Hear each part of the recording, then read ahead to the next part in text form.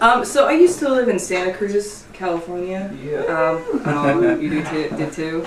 So this is about my time living there. We lived in a town full of temporary refugees from strip malls and blue-eyed Jesus. We were hooked on the kind of boredom you find when you know you're too smart to buy illustrated Bible stories at face value, but you're still too dumb to know the real difference between water, wine, and spiked Flavor Aid.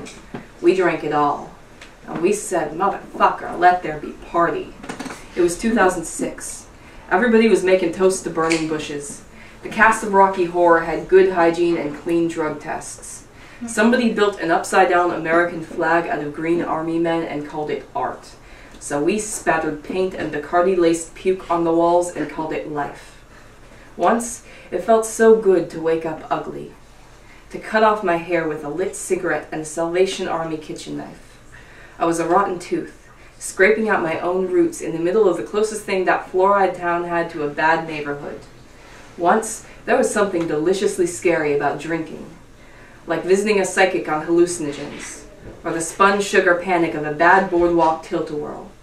We hid in abandoned houses to mix questionable pills with other things in our bellies and plan our mornings after like Irish wakes, and my biggest secret was that I never expected to survive that long. I was so sick with the kind of terror that comes when you wake up and you realize you've forgotten everything except how to,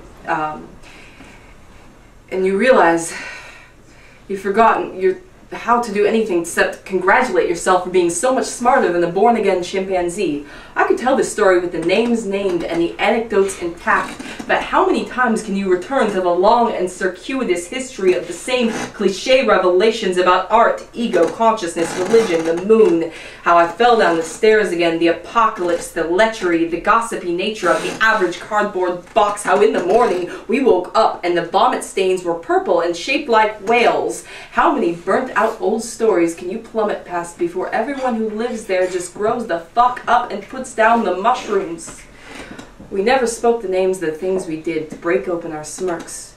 We just kept waking up sick and sticky and calling it Bohemia, like we knew that was the closest we were ever gonna get to believing in God.